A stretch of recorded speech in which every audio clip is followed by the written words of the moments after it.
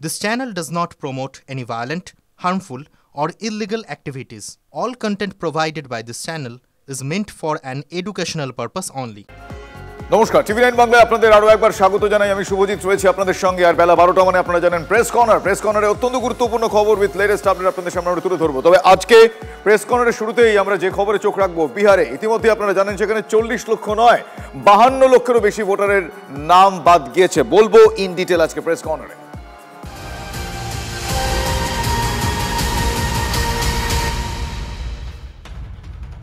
40 লক্ষ নয়, বিহারে ইতিমধ্যেই 52 লক্ষেরও বেশি ভোটারের নাম বাদ গিয়েছে। এনিউমারেশন ফর্ম ফিল আপ বাকি এখনো 21 লক্ষেরও বেশি। বিজ্ঞপ্তি জারি করে জানিয়েছে নির্বাচন কমিশন। বাদ পড়া তালিকায় রয়েছে মৃত এবং স্থানান্তরিতদের নাম, এমনটা নির্বাচন কমিশনের দাবি। 1 আগস্ট বিহারে প্রকাশিত হবে খসড়া ভোটার তালিকা, আর সেই তালিকায় অন্তর্ভুক্ত করা হচ্ছে বৈধ ভোটারদের, এমনটাই নির্বাচন কমিশন দাবি করছে। অন্যদিকে বিহারের ভোটার তালিকা সংশোধন নিয়ে সুপ্রিম কোর্টে মামলা বিচারাধীন। তার মধ্যে কমিশন কিভাবে এই সংশোধিত ভোটার তালিকা প্রকাশ করতে পারে সেই নিয়ে প্রশ্ন উঠছে। এসআইআর এর ক্ষেত্রে আধার, রেশন কার্ড, ভোটার কার্ড বিবেচনার পরামর্শ দিয়েছিল সুপ্রিম কোর্ট। শীর্ষ আদালতের সেই পরামর্শ বিবেচনা করা যাবে না, এমনটা জানিয়েছে আবার নির্বাচন কমিশন।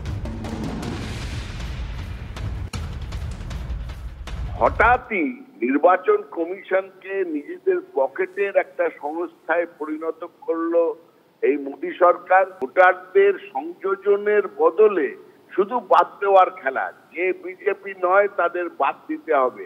এইভাবে মহারাষ্ট্র জিতেছে, এইভাবে বিজেপি দিল্লি জিতেছে, এইভাবে আগে হরিয়ানা জিতেছে।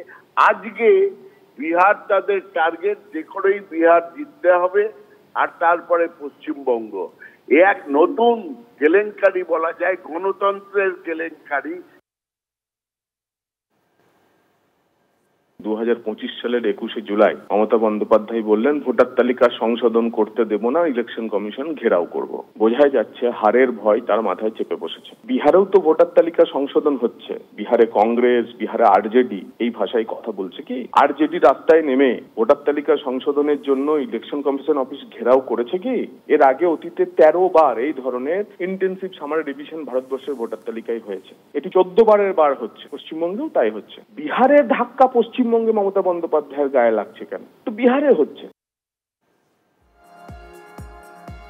21শে জুলাইয়ের মঞ্চ থেকে বিহারের ভোটার তালিকা নিয়ে মমতা বন্দ্যোপাধ্যায় কি বলেছিলেন একবার শোনা দরকার। আসুন আরো একবার শুনি।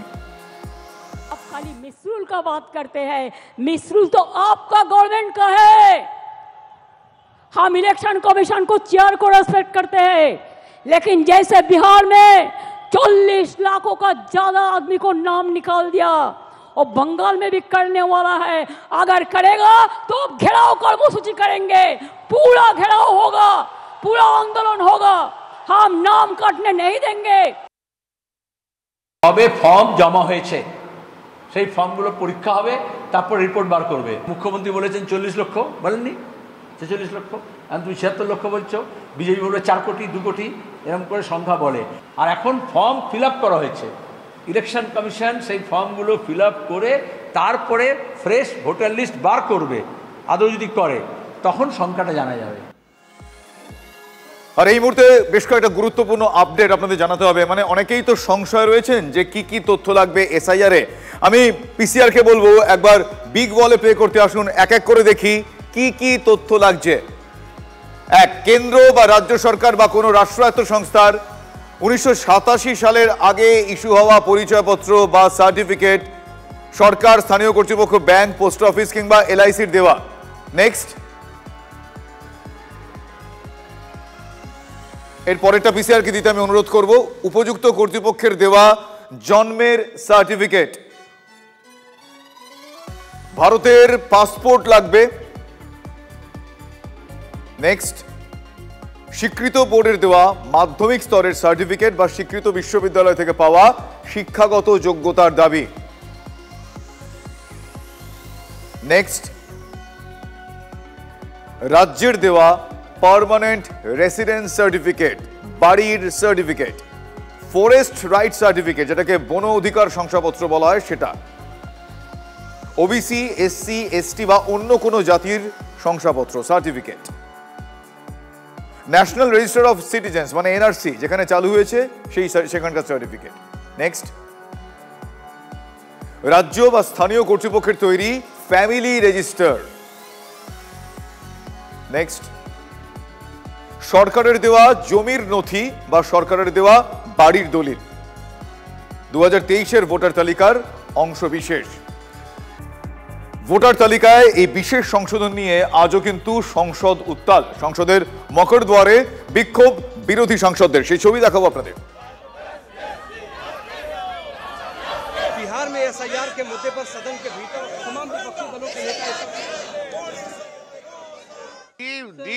the way the election commission is doing this special revision of the electoral roll at Bihar and the West Bengal, this is the most unfortunate and unconstitutional.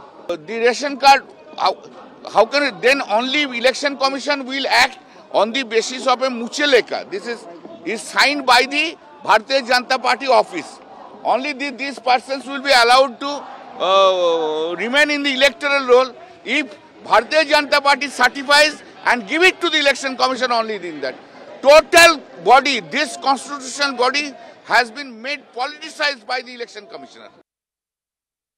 Election commission की जिम्मेदारी ये बनती है कि ज़्यादा वोट डालने आए लोग, किसी का वोट बनना ना छूटे, लेकिन इधर दूसरी एक्सरसाइज कर रहे हैं कि वोट कैसे काटे जाएं।